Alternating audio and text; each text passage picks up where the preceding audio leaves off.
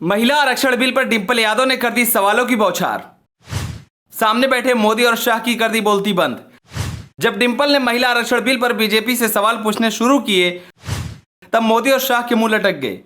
डिंपल के आगे पूरा सदन शांत हो गया। इतना ही नहीं, सदन के अंदर डिंपल ने बीजेपी सांसद की भी लगा दी क्लास। कहा चुनाव सामने आया तो बीजेपी को महिला आरक्षण याद आ गया। जनता को सिर्फ गुमराह करना चाहती है बीजेपी। चलिए आपको बताते हैं। लोकसभा चुनाव से ठीक पहले केंद्र सरकार ने विधायिका में महिला आरक्षण बिल लाकर बड़ा दांव चला है। 19 सितंबर को लोकसभा में बिल पेश होने के बाद 20 सितंबर को इस मुद्दे पर संसद में जमकर बहस हो रही है। एक तरफ जहां बहस के दौरान कांग्रेस की पूर्व अध्यक्ष सोनिया गांधी से लेकर देश की लगभग सभी महिला सांसदों ने अपनी बात रखी, तो वहीं दूसरी तरफ समाजवादी पार्टी की लोकसभा सांसद डिंपल यादव ने महिला आरक्षण के बहाने देश में जातिगत जनगणना कराने की मांग की। साथ ही महिला आरक्षण बिल को आगामी चुनाव में लागू करने की मांग की।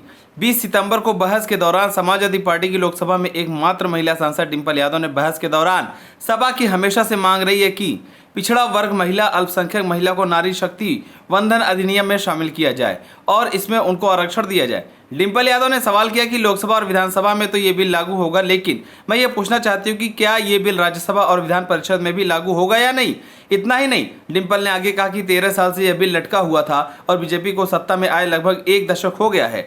अब जब 1 दशक पूरा होने जा रहा है तब जाकर इस सरकार को महिलाओं की याद आई है। डिंपल यादव ने कहा कि मैं पूछना चाहती हूँ कि आखिर जब इस सरकार को 10 वर्ष पूरे होने जा रहे हैं तो फिर अब क्यों महिलाओं की याद आ गई है। इस दौरान डिंपल यादव ने सरकार पर निशाना साधते हुए सवाल पूछा कि 5 राज्यों के विधानसभा चुनाव में यह लागू हो पाएगा कि नहीं। सवाल यह भी है कि जनगणना कब होगी और परिसीमन कब होगा। सरकार चाहती है जनगणना और परिसीमन की तारीख बताए। उन्होंने कहा कि कमजोर वर्ग की महिलाओं और अल्पसंख्यक महिलाओं को भी आरक्षण मिले। सरकार को 1 दशक के बाद महिलाओं की याद आई है। सरकार महिलाओं को उनका हक कब देगी। डिंपल यादव ने आगे कहा कि पीएम मोदी ने कहा सिद्धि की बात की थी, लेकिन साधना से ही सिद्धि की प्राप्ति होती है और असली साधना तभी होगी जब हम महिलाओं को उनका पूर्ण आरक्षण देंगे, जब हम ओबीसी, एससी, एसटी और अल्पसंख्यक महिलाओं को भी आरक्षण देंगे। क्योंकि पीएम खुद 3 तलाक की बात करते हैं तो मुझे पूरा भरोसा है कि इसमें अल्पसंख्यक महिलाओं का भी पक्ष और मान रखा जाएगा। बगैर इन वर्गों को आरक्षण दिए हम महिलाओं के विकास और उनके उत्थान की बात को पूरा नहीं कर सकते। मुझे पूरा भरोसा है कि सपा की इस मांग पर मनन करेंगे।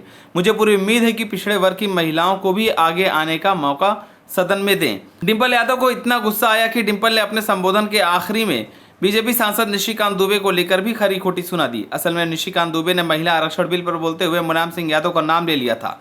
आपको बता दें कि निशिकांत दुबे ने आरोप लगाते हुए कहा कि यूपीए शासन में प्रमोशन इन रिजर्वेशन बिल पेश होने के दौरान सपा सांसद यशवीर सिंह का कॉलर सोनिया गांधी ने पकड़ा तो उन्होंने उन्हें बचाया। निशिकांत दुबे यही नहीं रुके, उन्होंने आगे मुलायम सिंह यादव का जिक्र करते हुए कहा कि उन्होंने कहा था कि अगर बीजेपी नहीं होती तो हमारे सांसद नहीं बचते।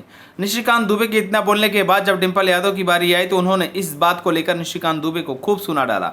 डिंपल यादव ने कहा जैसा निशिकांत दुबे ने कहा था कि वह महिलाओं का दर्द समझते हैं तो उनको पिछड़ी महिलाओं का भी दर्द समझना होगा। मेरा सदन से अनुरोध है कि आप सम्मानित सदस्य को यह कहिए कि वह किसी भी सदस्य का नाम जो सदन में मौजूद नहीं है उनका न लें और आने वाली कार्रवाई में भी न लें। आप सभी को क्या लगता है, डिंपल यादव ने जिस तरह से महिला आरक्षण बिल को लेकर बीजेपी पर हमला किया है, क्या वो सही है या गलत, हमें कमेंट कर जरूर बताएं। अगर आप नए तो हमारे चैनल को सब्सक्राइब करें।